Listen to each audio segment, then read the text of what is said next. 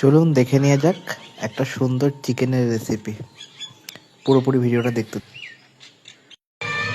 High বন্ধুরা, আজকে রবিবারের দুপুরে একটা চিকেনের সুন্দর রেসিপি করতে চলেছি। পুরোপুরি ভিডিওটা দেখতে থাকুন।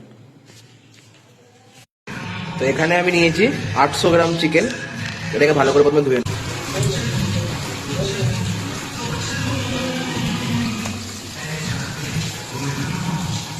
এখানে মাংসটা ধোয়া পুরো কমপ্লিট। এবার একটু লেবু রস, সরষের তেল, লবণ, একটু হলুদ আর একটু আদা রসুনের পেস্ট ভালো করে মাখিয়ে নেব। এখানে মাংস ম্যারিনেট কমপ্লিট পুরোপুরি ভাবে। তো এটা কিছুক্ষণের জন্য রেখে দেবো, বাকি মশলা পাতাগুলো রেডি করে নেবো। এখানে আমার সব মশলা রেডি হয়ে গেছে। এবার আস্তে আস্তে শুরু করবো। মশলা আছে পেঁয়াজ কেটেছি দুটো বড় বড়, একটা টমেটো বড়, 4টে কাঁচা লঙ্কা, ধনেপাতা, আলু, আর এখানে রয়েছে একটা চিকেন মশলা, গোটা গরম মশলা হচ্ছে জিরে, দারচিনি, এলাচ, তেজপাতা, শুকনো লঙ্কা, লঙ্কা গুঁড়ো, হলুদ গুঁড়ো, জিরে গুঁড়ো, ধনে গুঁড়ো, আদা রসুনের পেস্ট আর সরষের তেল। তো এখানে কড়া গরম হয়ে গেছে। আমি পুরো রান্নাটাই সরষের তেলে করবো। তো আলুগুলো ভেজে নেওয়ার জন্য প্রথমে আমি একটু সরষের তেল দিয়ে দেবো। এখানে তেল গরম হয়ে গেছে, আলুগুলো দিয়ে দেবো। আলুগুলো একটু বড় বড় কেটেছি, নতুন আলু, তো আগে থেকে দিয়ে দেবো। একটু নুন দিয়ে দেবো, অল্প একটু হলুদ দিয়ে দেবো। লাল লাল করে ভেজে নেবো আলুগুলো। আলুগুলো ভাজা হয়ে গেছে। ওই তেলে আমি আরেকটু তেল অ্যাড করবো। তেলটা একটু বেশিই দেবো।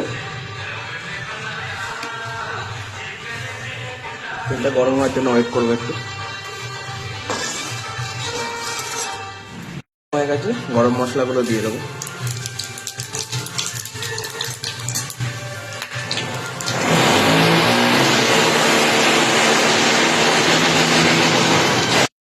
হালকা একটু নুন দিয়ে ব্রাউন ব্রাউন করে ভেজে নেবো। পেঁয়াজগুলো লাল লাল করে ভাজা হয়ে গেছে।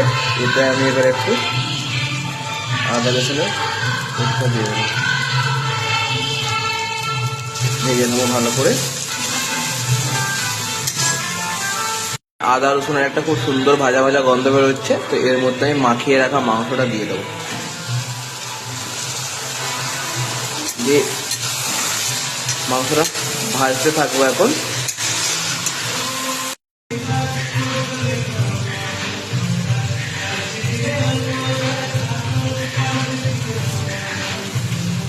টমেটো আর কাঁচা লঙ্কা দিয়ে আবার ভেজে নেব।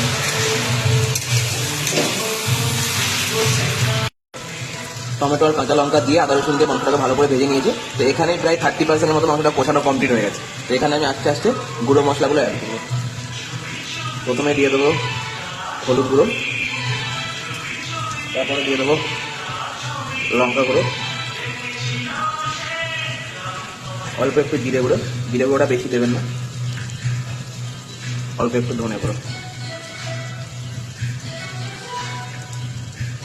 দিয়ে মাংসটাকে আবার একটু কষিয়ে নেব। মশলাগুলো দিয়ে মোটামুটি একটু কষিয়ে নিয়েছি।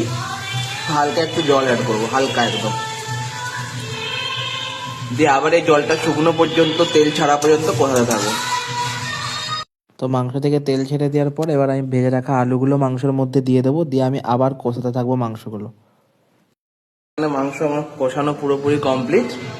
তো এবার এখানে আলুগুলো সেদ্ধ হওয়ার জন্য অল্প একটু জল দিয়ে দেবো। আমি বেশি ঝোল পাতলা করবো না, হালকা একটু গরম জল দিয়ে দেবো। এখানে কিন্তু গরম জল দেবেন, ঠান্ডা জল দেবেন না। ব্যাস, এবার হালকা ঢাকা দিয়ে মিডিয়াম ফ্লেমে এটা হতে দেব।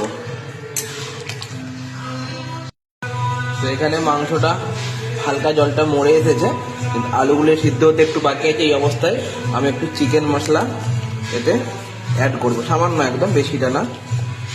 দিয়ে এটাকে আমি একটুখানি নাড়াচাড়া করে আবার এটাকে হালকা করে ঢাকা দিয়ে দেবো আলুগুলো সিদ্ধ হওয়া পর্যন্ত।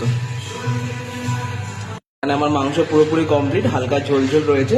তো এখানে আমি একটু গরম মশলা আগে থেকে বেটে রাখা হয়েছিল, ওটা দিয়ে দিচ্ছি। এর মধ্যে দারচিনি, লবঙ্গ আর এলাচ আছে, সামান্য একটু দিয়ে দেবো। আর দিয়ে দেবো